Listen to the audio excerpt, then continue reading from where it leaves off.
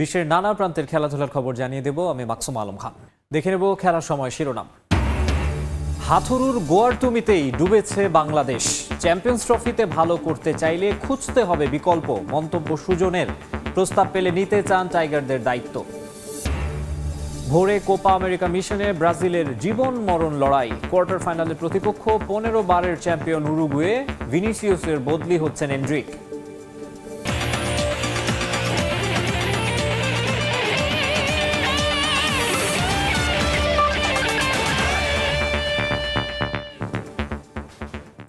দেখছিলেন শিরোনাম, এবারে বিস্তারিত। শুরুতেই ক্রিকেটের খবর। ক্রিকেটারদের প্রতি নিজের সিদ্ধান্ত চাপিয়ে দেয়া আর জাতীয় দলে একচ্ছত্র আধিপত্য। Tiger head coach Chandika Hathurusinghe এখন যেন গলার কাটা বিসিবির, যার কারণে সামর্থ্য থাকার পরেও ওয়ানডে বিশ্বকাপের পর ইতিবাচক ফল আসেনি টি-20তেও। তাই তো পরবর্তী আইসিসি ইভেন্ট চ্যাম্পিয়ন্স ট্রফির আগে হাথুরুর বিষয়ে বিকল্প ভাবা উচিত বোর্ডের, মনে করেন বিসিবি পরিচালক ও সাবেক অধিনায়ক খালেদ মাহমুদ সুজন। তাসকিন কাণ্ডে দায় দেখছেন ম্যানেজমেন্টেরও। জানান বিসিবি চাইলে জাতীয় দলের হেড কোচ হতে প্রস্তুত আছেন তিনি। কোভিড পরবর্তী টাইগার ক্রিকেটে এর আগে আসেনি এতটা অখণ্ড অবসর। আফগান সিরিজ স্থগিত হয় 21 আগস্টের আগে বাংলাদেশের নেই আর কোনো আন্তর্জাতিক ব্যস্ততা। ফাঁকা এই সময়ে অনেক ক্রিকেটারই খেলছেন ফ্র্যাঞ্চাইজি লিগ। তবে বিসিবিও কষছে ভবিষ্যতের নানা হিসেব নিকেশ। দ্বিতীয় মেয়াদের দায়িত্ব নেওয়ার পর 3টা মেজর ইভেন্ট, 2টা বিশ্বকাপ আর এক এশিয়া কাপে প্রত্যাশা আর প্রাপ্তির মেলবন্ধন ঘটাতে ব্যর্থ হাথুরু। যার পেছনে কারণ কি? তার ডোমিনেটিং ক্যারেক্টার আমার কাছে একদমই ভালো লাগে না এবং আমার মনে হয় সেটার প্রতিফলন হচ্ছে বারবারই। আমরা এই জন্য টি-20 50 ওয়ার্ল্ড কাপ ইন্ডিয়াতে যেটা খেললাম সেটাও ভালো করি নাই, শুধুমাত্র একমাত্র আধিপত্য করার জন্য, এবং আমার মনে হয় টি-20তে আমরা ভালো করি নাই। হাথুরুর সঙ্গে আগামী বছরের ফেব্রুয়ারি অর্থাৎ চ্যাম্পিয়ন্স ট্রফি পর্যন্ত চুক্তি আছে বিসিবির। তবে এর আগেই কি তাকে বিদায় বলে দেওয়া হবে? আর এ নিয়ে কি বা ভাবছে বোর্ড? কোচ হিসেবে ওনাকে রাখবে কি রাখবে না এটা তো আমার একার মূল্যায়ন হবে না, আমার ক্রিকেট বোর্ডের একটা মূল্যায়ন হবে, সভা হবে, সেখানে ডিসিশন হবে। বাট সোফার আমি তো সবসময় বলি যে কোচ হিসেবে ওনাকে আমি কোনো সময় খারাপ বলি না, বাট ওনার ডিসিশন প্ল্যানিংও ভালো না। কিন্তু আমি এই বছর টি-20 ওয়ার্ল্ড কাপে যে প্ল্যানিংগুলো দেখলাম সেটা আমার কাছে খুব ভালো লাগেনি। কথা বললেন তাসকিন কাণ্ড আর নিজের কোচিং ভবিষ্যৎ নিয়েও। জানান বিসিবি চাইলে প্রতিও দলের দায়িত্ব নিতে। অবশ্যই তাসকিনের দেয়, তাসকিন ঘুমতে করতে পারে, তাসকিনের দেয়, বাট টিমের দায় যোগা ঠিকমতো সময় মাঠে নিয়ে যাওয়া যায়, এটা টিমের দায়। আমি তো কোচিং করানোর জন্য, বাট যেহেতু আমি এখন বোর্ড ডিরেক্টর, হয়তো আমার এইখানে সুযোগটা কম, হয়তো আমাকে রিজাইন করে হয়তো বাংলাদেশ টিমের কোচ হতে হবে করতে হলে, বাট সেটা অনেক পরের কথা। বাট সেটা আমি যাই না। বাট হ্যাঁ, অবশ্যই আমি তো যখন থেকে কোচিং শুরু করি সেই খেলা ছাড়ার পর থেকেই, তখন থেকে তো আমি অবশ্যই স্বপ্ন দেখি যে বাংলাদেশ ক্রিকেটের একজন কোচ হব। এর আগে জাতীয় দলের টিম ডিরেক্টর ছাড়াও ভারপ্রাপ্ত কোচের দায়িত্ব পালন করেছেন খালেদ মাহমুদ সুজন। মাহবুব রিমন, সময় সংবাদ, ঢাকা। প্রথম বাংলাদেশি হিসেবে নারী এশিয়া কাপের আম্পায়ারিং প্যানেলে নাম লিখিয়েছেন সাথীরা জাকির জেসি। থাকবেন ভারত পাকিস্তানের মতো বড় দলগুলোর ম্যাচের দায়িত্বে। এই খবর জানিয়ে উচ্ছ্বাস প্রকাশ করেছেন জেসি। এই টুর্নামেন্টে ভালো করার মাধ্যমে বাংলাদেশের নারী আম্পায়ারিংকে তিনি নিয়ে যেতে চান পরের ধাপে। স্বপ্নটা দেখছিলেন অনেক দিন ধরেই, সইতে হয়েছে অনেক আলোচনা সমালোচনা। নারী হয়ে পুরুষদের বিপিএল এর ম্যাচে আম্পায়ারিং করতে গিয়ে হতে হয়েছে বিতর্কের সাক্ষী। তবে সাথীরা জাকির জেসি বন্ধ করেননি স্বপ্ন দেখা, এবার সফলতাও ধরা দিতে শুরু করেছে। কমাস আগে আইসিসির আম্পায়ার প্যানেলে যুক্ত হয়েছিলেন জেসি। প্রথম বাংলাদেশি হিসেবে এবার ডাক পেলেন নারী এশিয়া কাপের মঞ্চে, যা কিনা তার কাছে অনেক বড় পাওয়া। যখন থেকে আম্পায়ারিং শুরু করেছি তখন থেকে একটাই টার্গেট ছিল যে এশিয়া কাপে আম্পায়ারিং করবো প্রথমত। সেই স্বপ্নটা পূরণ হতে চলেছে এবং ডেফিনেটলি এটা অনেক বড় একটা লেভেল আমার জন্য। ওয়ার্ল্ড কাপের পরেই কিন্তু আমাদের জন্য, এশিয়ানদের জন্য এশিয়া কাপ একটা বড় আসর। খবরটা আনন্দের হলেও নিঃসন্দেহে কঠিন পরীক্ষার সামনে জেসি। ভারত পাকিস্তানের মতো বড় দলগুলোর ম্যাচের দায়িত্বে থাকবেন তিনি, যেখানে ভুল করাটা হবে বড় অন্যায়। তবে সিচুয়েশন যেমনই হোক, বড় চ্যালেঞ্জ সামলাতে প্রস্তুত জেসি। এখানে এশিয়ার সব বেস্ট আম্পায়াররা থাকবে, তাদের সাথে তাল মিলিয়ে আম্পায়ারিং করা এবং ভারত পাকিস্তান থেকে শুরু করে এশিয়ার সব বড় বড় দলগুলো থাকবে, তাদের ম্যাচে আম্পায়ারিং করাটাও আসলে খুব বড় চ্যালেঞ্জিং একটা টুর্নামেন্ট হবে অবশ্যই, তবে আপনাদের দোয়া যদি থাকে এবং আমি হার্ডওয়ার্ক করছি, আশা করি ভালো করতে পারবো। আপনারা সবাই দোয়া করবেন আমি যেন ভালো করতে পারি। এবছরের মার্চে আইসিসির সঙ্গে যাত্রা শুরু করেন বাংলাদেশের নারী আম্পায়াররা। জেসি ছাড়াও যেখানে সুযোগ মিলেছিল রোকেয়া সুলতানা, ডোরি রানী ও চম্পা চাকমার, জেসির মতো তারাও ভবিষ্যতে এমন ইভেন্টে আম্পায়ারিং করবে বলে প্রত্যাশা সবার। তামিম হোসেন, সময় সংবাদ, ঢাকা। এবারে ফুটবল। কোপা আমেরিকার কোয়ার্টার ফাইনালের সবচেয়ে হাই ভোল্টেজ ম্যাচে ভোরে মাঠে নামবে ব্রাজিল ও উরুগুয়ে। এ ম্যাচে ব্রাজিল নাম্বার 7 ভিনিসিয়াস জুনিয়রের পরিবর্তে শুরুর একাদশে জায়গা করে নিচ্ছেন তরুণ তুর্কি এন্ড্রিক। এদিকে নিজেদের উড়ন্ত পারফরম্যান্স ধরে রাখতে চায় উরুগুয়ে। অ্যালিজেন্ট স্টেডিয়ামে ম্যাচ শুরু হবে সকাল 7টায়। আরও একটা মহারণের অপেক্ষায় লাস ভেগাসের এলিজেন্ট স্টেডিয়াম। ব্রাজিল উরুগুয়ের এই ম্যাচটাকেই ধরা হচ্ছে কোপার কোয়ার্টার ফাইনালের সবচেয়ে হাই ভোল্টেজ ম্যাচ। তবে ব্রাজিলের দুশ্চিন্তার প্রধান কারণ ভিনিসিয়াসের দলে না থাকা। কাট সমস্যার কারণে কোয়ার্টার ফাইনাল থেকে ছিটকে গেছেন মাদ্রিদ তারকা। বাধ্য হয়ে ভিনিকে ছাড়াই এবারের কোপায় নিজেদের সবচেয়ে প্রতিদ্বন্দ্বিতাপূর্ণ ম্যাচে একাদশ সাজাতে হচ্ছে কোচের। তাই ভিনির পরিবর্তে কে থাকছেন দরিবাল জুনিয়র রাডারে? সংবাদ সম্মেলনের শুরুতেই সে প্রশ্নের মুখোমুখি Selecao coach. Raphinha, Endrick, Rodrygo. এ ম্যাচে আমরা একজন গুরুত্বপূর্ণ ফুটবলারকে হারিয়েছি, তবে এটা তরুণ ফুটবলারদের জন্য দারুণ সুযোগ তৈরি করে দিয়েছে। আশা করি এন্ড্রিক ভালো কিছু করবে। গ্রুপ পর্বে নিজেদের হারিয়ে খুঁজছে ব্রাজিল। তবে উরুগুয়ের বিপক্ষে ব্রাজিলের হয়ে প্রথমবারের মতো শুরুর একাদশে খেলবেন এন্ড্রিক। তার সঙ্গে আক্রমণ ভাগ সামাল দিবেন রাফিনিয়া ও রদ্রিগো। তবে উরুগুয়ের আক্রমণের বিপরীতে স্বস্তিতে থাকতে পারবে না ব্রাজিলের রক্ষণভাগও। তাই অ্যালিসন বেকার ছাড়াও ম্যাচে বড় ভূমিকা পালন করতে হবে মিলিতাও মার্কিনিওসদের। ফলে এই ম্যাচ নিয়ে বাড়তি সতর্ক সেলেসাওরা। আমরা জানি আমাদের কি করতে হবে এবং ম্যাচে পরিস্থিতি অনুযায়ী কি ধরনের পরিবর্তন আনতে হবে। যদি শতভাগ দিতে পারি তাহলে প্রতিপক্ষকে সেটা দেখার প্রয়োজন হবে না। যে কোনো মূল্যে ম্যাচে জয় পেতে হবে। এদিকে টানা 4 আসরে কোয়ার্টার ফাইনালে জায়গা করে নিয়েছে উরুগুয়ে। এবারের আসরে অপ্রতিরোধ্য তারা। ব্রাজিলের বিপক্ষে ফেভারিটের তকমাটাও তাদের। তাই সেলেসাওদের বিপক্ষে অপরিবর্তিত একাদশ নিয়েই মাঠে নামবে উরুগুয়ে। সবশেষ ওয়ার্ল্ড কাপ কোয়ালিফায়ার ম্যাচে ব্রাজিলকে 2-0 গোলে হারিয়েছিল তারা। এই ম্যাচেও সেই পরিকল্পনা নিয়েই মাঠে নামতে প্রস্তুত স্কাই ব্লু। প্রতিপক্ষের শিবিরে ভিনি না থাকায় কিছুটা স্বস্তিতে তারা। তারপরও ব্রাজিলকে হালকাভাবে নিচ্ছে না উরুগুয়ে। আমরা সবাই জানি ভিনি কতটা গুরুত্বপূর্ণ। সে বিশ্বের একজন সেরা মানের খেলোয়াড়। তবে তার পরিবর্তে ব্রাজিলের আরো অনেক প্রতিভাবান ফুটবলার রয়েছে, যদিও তারা ভিনির সমতুল্য নয়। তবে আমরা প্রস্তুত। একাদশে কে অন্তর্ভুক্ত হয়েছে তা চিন্তা না করে জয়ের পরিকল্পনা রয়েছে। ব্রাজিলের সঙ্গে সবশেষ 5 দেখায় মাত্র একটিতে জয় পেয়েছে উরুগুয়ে। বাকি 4টিতেই জয় ব্রাজিলের। রিফাতুল ইসলাম মিরন, সময় সংবাদ। এমিলিয়ানো মার্টিনেজকে বিশ্বের সেরা গোলরক্ষক হিসেবে অভিহিত করলেন লিওনেল মেসি। সামাজিক মাধ্যমে এক বার্তায় এমন মন্তব্য করেন বিশ্বসেরা। এদিকে সেমিফাইনাল নিশ্চিত করলেও ইকুয়েডর ম্যাচের পারফরম্যান্স নিয়ে চিন্তিত আর্জেন্টিনা। কানাডার বিপক্ষে সেই বলয় থেকে বেরিয়ে আসতে চায় আলবিসেলেস্তেরা।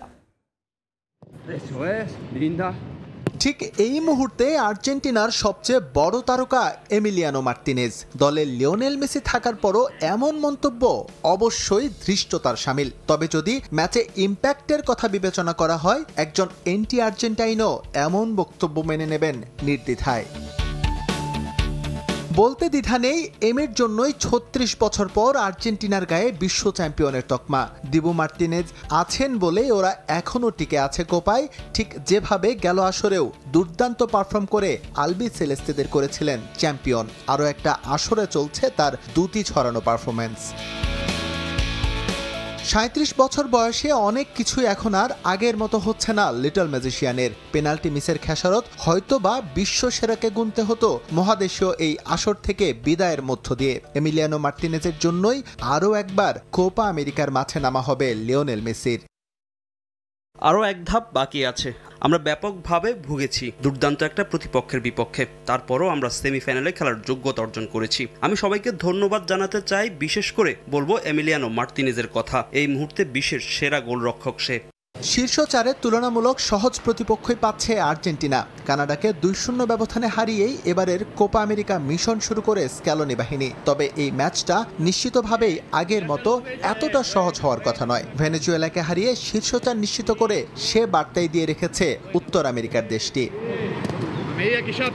অবশ্য প্রতিপক্ষ নিয়ে না ভেবে আর্জেন্টিনাকে বেশি ভাবতে হচ্ছে নিজেদের পারফরমেন্স নিয়ে। এখন পর্যন্ত স্বরূপে ফিরতে পারেনি বিশ্ব চ্যাম্পিয়নরা। মেসি সহ অধিকাংশ ফুটবলাররা অফ ফর্মে। তাদের ছন্দহীন পারফরমেন্সে ছন্দ আনার চ্যালেঞ্জটাই এখন সবচেয়ে বড় স্ক্যালোনির জন্য। এসএম ইকবাল, সময় সংবাদ। এদিকে সুপার সানডের ইউরোর আরেক সেমিফাইনালে কিছুক্ষণ পর লড়াইয়ে নামবে নেদারল্যান্ডস ও তুরস্ক। দারুণ ছন্দে থাকা ডাচরা মুখিয়ে আছে শীর্ষ চারে পা রাখতে। অন্যদিকে দলের সেরা ফুটবলারের নিষেধাজ্ঞা নিয়ে ক্ষুব্ধ তুরস্ক। ম্যাচ শুরু রাত 1টায়। চলমান ইউরোতে শিরোপার অন্যতম দাবিদার বলা যায় নেদারল্যান্ডসকে। যদিও তারা এক ম্যাচে অস্ট্রিয়ার বিপক্ষে হেরেছে 3-2 গোলে, তারপরও ডাচদের পাওয়ার ফুটবল এগিয়ে রেখেছে দলটাকে। অন্যদিকে তুরস্ক চলমান রেখেছে তাদের স্বপ্নযাত্রা। ইতালিয়ান কোচের অধীনে নবজাগরণ ঘটিয়েছে দলটা। 16 বছর পর আবারও তাদের সামনে সুযোগ সেমিফাইনালে পা রাখার। তবে তার আগে কঠিন ডাচ পরীক্ষা দিতে হবে। রোনাল্ড কোম্যানের অধীনে দুর্দান্ত ফুটবল খেলছে নেদারল্যান্ডস। এক ঝাঁক তারকা ফুটবলারের সমন্বয়ে গড়া দলটা গ্রুপ পর্বে হারিয়েছে পোল্যান্ডকে, রুখে দিয়েছে 2018 সালের বিশ্ব চ্যাম্পিয়ন ফ্রান্সকে। সুপার 16-এ রোমানিয়াকে উড়িয়ে দিয়েছে 3-0 গোলের ব্যবধানে। অন্যদিকে তুরস্কের এবারের আসরটা বলা যায় নবজাগরণের। এখন পর্যন্ত তারা হারিয়েছে জর্জিয়া, চেক রিপাবলিককে। গ্রুপ পর্বে পর্তুগালের কাছে হারলেও শীর্ষ 16-তে অস্ট্রিয়াকে হারিয়েছে 2-1 গোলের ব্যবধানে, যে দলটার কাছে হেরেছিল নেদারল্যান্ডস। গুরুত্বপূর্ণ ম্যাচের আগে মিশ্র সংবাদ টার্কিশদের জন্য। সুখবর হলো অধিনায়ক হাকান কালহানুগলুর নিষেধাজ্ঞা কাটিয়ে দলে ফেরা। দলটার জন্য বড় আক্ষেপ গেল ম্যাচের ডাবল স্কোরার মেইর দেমিরালের নিষেধাজ্ঞা। অস্ট্রিয়ার বিপক্ষে গোল করে নিয়ম বহির্ভূত উদযাপনের কারণে 2 ম্যাচের জন্য নিষেধাজ্ঞায় পড়েছেন তিনি, জানিয়ে ক্ষোভ প্রকাশ করেছেন তুরস্কের কোচ। জার্মানিতে তুরস্কের 70 লাখ অভিবাসীর বসবাস। প্রতিটি ম্যাচেই দলকে সমর্থন দিতে মাঠে যাচ্ছেন তারা। বার্লিনে বিশাল সংখ্যক সমর্থক গলা ফাটাবে টার্কিশদের পক্ষে। তাছাড়া দলকে উৎসাহ যোগাতে প্রেসিডেন্ট রিসেপ তাইপ এরদোয়ান যেতে পারেন মাঠে। এখন দেখার পালা তুরস্ক শেষ পর্যন্ত জয়ের ধারা ধরে রাখতে পারে কিনা। তারেক হাসান শিমুল, সময় সংবাদ। ইউরো চ্যাম্পিয়নশিপের খবর জানাতে জার্মানি থেকে আমাদের সঙ্গে সরাসরি যুক্ত হচ্ছেন সহকর্মী বিটু বড়ুয়া। বিটু, আর কিছুক্ষণের মধ্যেই অর্থাৎ বাংলাদেশ সময় রাত 1টায় মুখোমুখি হচ্ছে এই মুহূর্তে আসলে যাকে ডার্ক হর্স ধরা হচ্ছে সেই ইউরো 2024-এর অন্যতম দেশ তুরস্ক। তুরস্ক একটু পরেই মুখোমুখি হচ্ছে পৃথিবীর অন্যতম ফুটবল পরাশক্তি নেদারল্যান্ডসের। বলা যায় এই দুই দলের মুখোমুখি নিয়ে আসলে এই মুহূর্তে স্টেডিয়াম জুড়ে জার্মানির বার্লিনের বিখ্যাত সেই ঐতিহাসিক অলিম্পিক স্টেডিয়ামে দু দলের মুখোমুখিতে উত্তেজনা বিরাজ করছে দু দলের শিবিরেই। শুরু থেকে বলা যায় যে আসলে তুরস্ক এই প্রথমবারের মতো কোয়ার্টার ফাইনালে নেদারল্যান্ডসের মুখোমুখি হচ্ছে। এর আগে কিন্তু দু দলের বড় কোনো আসরে, বৈশ্বিক কোনো আসরে আসলে মুখোমুখি হয়নি। যদিও বলা যায় যে 14 বার তারা দু দল মুখোমুখি হয়েছে এখন পর্যন্ত, সেখানে 6টিতে জয়লাভ করছে নেদারল্যান্ডস এবং 4টিতে তুরস্ক, আর 4টি ড্র হয়েছে। সব মিলিয়ে অন্যরকম যদি বলতে হয় তাহলে কিন্তু দু দলের মুখোমুখিতে কেউ কারো চেয়ে কম যায় না বলেই চলে। এবং তবে এর মধ্যে তুরস্কের যে খেলোয়াড়রা রয়েছে তারা কিন্তু অনেকটাই শক্তি সামর্থ্যের দিক থেকে বলা যায় যে আসলে এগিয়ে এসছে অনেকখানি। যদিও নেদারল্যান্ডসের খেলোয়াড়রা আগে থেকেই কিন্তু তারা ঐতিহাসিকভাবেই শক্তি সামর্থ্য এবং মর্যাদার লড়াই সবসময় এগিয়ে গেছে। কোয়ার্টার ফাইনাল, সেমিফাইনাল এবং ফাইনালে যাওয়ারও তাদের অভিজ্ঞতা রয়েছে। তবে তুরস্কের এই মুহূর্তে সবচেয়ে দুঃখজনক যে বিষয়টি সেটি হচ্ছে মেরি ডেমিরাল। তাকে 2 ম্যাচের জন্য নিষিদ্ধ করা হয়েছে, কারণ গত ম্যাচে অর্থাৎ অস্ট্রিয়াকে হারানোর পরে তিনি যে নেকড়ের একটি সাইন তিনি দেখিয়েছিলেন সেটি আসলে উগ্র ডানপন্থীদের একটি সাইন বলা হচ্ছে উয়েফা থেকে, এবং সে কারণে তাকে 2 ম্যাচের জন্য নিষিদ্ধ করা হয়েছে। এবং তবুও কিন্তু তারা চেষ্টা করেছিল উয়েফার সাথে একটি দফারফা করার জন্য, এমনকি আদালত পর্যন্ত গড়িয়েছে সেই মামলা, কিন্তু তারপরেও শেষ রক্ষা হয়নি ডেমিরালকে 2 ম্যাচ অর্থাৎ আজকে এবং যদি তুরস্ক কোনোভাবে নেদারল্যান্ডসকে হারিয়ে সেমিফাইনালে পৌঁছায়, সেখানেও কিন্তু ডেমিরাল খেলতে পারবেন না। তবে আজকের ম্যাচে তুরস্ককে তাতিয়ে দেওয়ার জন্য, অর্থাৎ তাদের খেলোয়াড়রা যাতে মনোভঙ্গ না হয় এবং সেই খেলোয়াড়রা যাতে মাঠে সর্বস্ব উজাড় করে দিয়ে খেলতে পারেন, সে কারণে কিন্তু তুরস্কের অর্থাৎ তুর্কির প্রেসিডেন্ট রিসেপ তাইয়েপ এরদোয়ান কিন্তু আজকে এই ফুটবল মাঠে উপস্থিত থাকবেন। এবং অন্যভাবে বলা যায় যে আসলে যত কিছুই হোক না কেন, নেদারল্যান্ডসের যে বড়সড় ফুটবলার রয়েছে, বিশেষ করে গাকপো, ফান ডাইক, ভেইখর্স্ট, তাদেরকে যে হারানো কোনোভাবে সম্ভব হবে না, অর্থাৎ খুব কঠিন যে হবে তুরস্কের জন্য, সেটি কিন্তু আজকে যারা দর্শক আছে তারা বলছে। তবুও এই দু দলের যে মুখোমুখি লড়াই, তার আগে আমরা দেখতে পেয়েছি দর্শকরা কিন্তু দারুণ উৎফুল্ল এবং আজকের যে জমজমাট লড়াই সেটি তারা বেশ আশাবাদী। তো এই ছিল আমার কাছে জার্মানির বার্লিনের অলিম্পিক স্টেডিয়ামের থেকে আজকের তুরস্ক এবং নেদারল্যান্ডসের যে মুখোমুখি হবে তার সর্বশেষ। ইউরো চ্যাম্পিয়নশিপের খবর জানাতে জার্মানির বার্লিন থেকে যুক্ত হয়েছিলেন বিটু বড়ুয়া। জাতীয় ক্রীড়া পরিষদের পুরানো ভবন ও দাবা ফেডারেশনে শেষ শ্রদ্ধা জানানো হলো গ্র্যান্ডমাস্টার জিয়াউর রহমানের প্রতি। তার নামাজে জানাজায় অংশ নেন দীর্ঘদিনের সতীর্থ, ক্রীড়া সংশ্লিষ্ট এবং ভক্ত অনুরাগীরা। বাদ জোহর মোহাম্মদপুরের তাজমহল রোডের পারিবারিক কবরস্থানে দাফন করা হয় দাবার জাদুকরকে। জীবন কখন কোথায় মোড় নেয় তা কে বলতে পারে। বাগবদলের পালায় হয়তো অনাকাঙ্ক্ষিত ঘটনারই আবির্ভাব বেশি। গ্র্যান্ডমাস্টার জিয়াউর রহমানের মৃত্যুতে তেমনই এক কঠিন বাস্তবতাকে মেনে নিতে হলো দেশের ক্রীড়াঙ্গনকে। চিরচেনা পথ, চিরপ্রাঙ্গণ, প্রিয় মুখ সবই পড়ে আছে, শুধু নেই একজন জিয়া। চিরচেনা সে প্রাঙ্গণে ফিরে যাওয়ার প্রাণোচ্ছলতা নেই তার। দেশের অন্যতম সেরা দাবারুর মৃত্যু নাড়িয়ে দিয়েছে সর্বস্তরের মানুষের মনকে। তাই তো প্রিয় দাবারুকে শেষ বিদায় জানাতে জাতীয় ক্রীড়া পরিষদের পুরনো ভবনের সামনে ভিড় সহকর্মী সতীর্থের। শনিবার বেলা 11:30টায় মরহুমের নামাজে জানাজা সম্পন্ন হয় ক্রীড়া পরিষদে। স্মৃতিচারণ আর ভালোবাসায় সিক্ত হয়ে শেষ হলো জিয়ার অন্তিম যাত্রা। তো জীবনটা উনি ছোট করে ফেললো, আল্লাহ ওনাকে ব্যস্ত নসিব করে। আপনারা সবাই দোয়া করবেন। উনি সারা জীবন ধারাবাহিকভাবে এটার উৎকর্ষ সাধনের চেষ্টা করছে। দাবা পরিবারের জন্য একটা অপূরণীয় ক্ষতি হয়ে গেল, বিশেষ করে আমাদের শুধু বাংলাদেশের দাবা নয়, আন্তর্জাতিক দাবাতেও তার একটা অপূরণীয় ক্ষতি হয়ে গেছে। জাতীয়ভাবে এটা অপূরণীয় ক্ষতি, কারণ বাংলাদেশের ক্রীড়াঙ্গনকে কিন্তু দাবার গ্র্যান্ডমাস্টাররা কিন্তু ফার্স্ট লাল সবুজের পতাকা বিশ্ব মানচিত্রে কিন্তু স্থাপন করেছিল। জানাজা শেষে জিয়ার মরদেহ নিয়ে যাওয়া হয় মোহাম্মদপুরের তাজমহল রোডের নিজ বাড়িতে। সেখানে বাদ জোহর সম্পন্ন হয় তার দাফন। পারিবারিক কবরস্থানে বাবার কবরের পাশেই চিরনিদ্রায় শায়িত করা হয় দেশের দ্বিতীয় গ্র্যান্ডমাস্টারকে। জিয়ার মতো একজন দাবারুর অকাল প্রয়াণ দেশের ক্রীড়াঙ্গনের জন্য অপূরণীয় ক্ষতির। দাবার উন্নয়নে তার করা বিভিন্ন পরিকল্পনা বাস্তবায়নে উদ্যোগী হওয়ার আশ্বাস ফেডারেশনের। ওনার পরিবারের অর্থনৈতিক যে সমস্যাগুলো আছে, এই সমস্যার পাশে বাংলাদেশ অলিম্পিক অ্যাসোসিয়েশন থাকবে। দাবা ফেডারেশনের সাথে আমরা সম্মিলিতভাবে একসাথে চেষ্টা করে কাজ করব। সে অনেকগুলো আমাদেরকে প্রকল্প দিয়েছে, এইভাবে করলে আমাদের দাবাটা এগিয়ে যাবে। আমাদের বাচ্চাদেরকে নিয়ে খেলার জন্য অনেকজনের সাথে, তার মধ্যে জিয়া অন্যতম। ওনার পরিবারের জন্য একটা ফান্ড আমরা যদি রেজ করে আমরা দিতে পারি, তাহলে পরিবারটাও ঠিক হয়ে যাবে। আর ওনার ছেলেকেও আমরা নার্সিং করে আস্তে আস্তে আবার গ্র্যান্ড মাস্টার নিতে পারি কিনা আমরা চেষ্টা করব। শুক্রবার সন্ধ্যায় জাতীয় দাবা চলাকালে হঠাৎই অসুস্থ হয়ে পড়েন জিয়াউর রহমান। পরে রাজধানীর একটি হাসপাতালে নিয়ে গেলে চিকিৎসক মৃত ঘোষণা করেন তাকে। তার মৃত্যুতে 3 দিনের শোক ঘোষণা করেছে দাবা ফেডারেশন। যে দাবাই ছিল জীবনের সব, সেই দাবার কোর্টেই শেষ নিঃশ্বাস ত্যাগ করলেন গ্র্যান্ডমাস্টার জিয়াউর রহমান। জাতীয় চ্যাম্পিয়নশিপের সেই কোর্টে হয়তো ঘোড়া সৈন্য সবই পড়ে আছে একই রকমভাবে, কিন্তু বুদ্ধির খেলায় ভাগ্যের কাছে হেরে যেতে হলো জিয়াকে। তার অকাল প্রয়াণ যে দেশের ক্রীড়াঙ্গনের জন্য অপূরণীয় ক্ষতির। জিয়া শুধু এখন বেঁচে থাকবেন তার কর্মের মধ্য দিয়ে এবং ক্রীড়াপ্রেমীদের স্মৃতিতে। তাজিম খন্দকার, সময় সংবাদ, ঢাকা। বাগেরহাটে উদ্বোধন করা হলো দ্বিতীয় বিভাগ লীগ ফুটবল টুর্নামেন্টের। বিকেলে শেখ হেলাল উদ্দিন স্টেডিয়ামে জেলা ফুটবল অ্যাসোসিয়েশনে আয়োজিত এই টুর্নামেন্টের উদ্বোধন করেন বাগেরহাট 2 আসনের সংসদ সদস্য শেখ শারহান নাসের তন্ময়।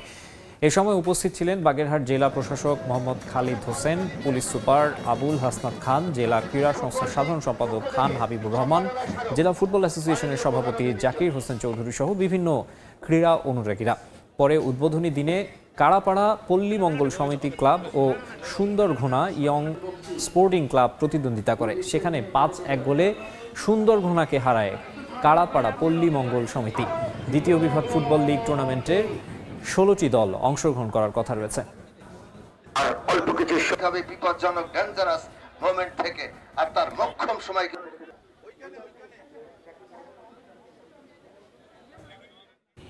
এ পর্যায়ে খেলার সময় শীর্ষ সংবাদ জানিয়ে দিচ্ছি আরেকবার।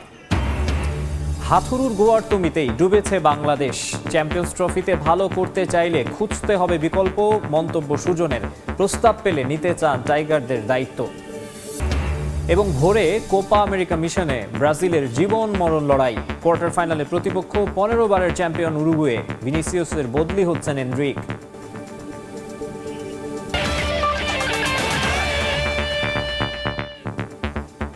এই ছিল খেলার সময়ের এখনকার আয়োজনে। এরপর প্রবাসী সময়ের সঙ্গে থাকবেন কনক আজাদ।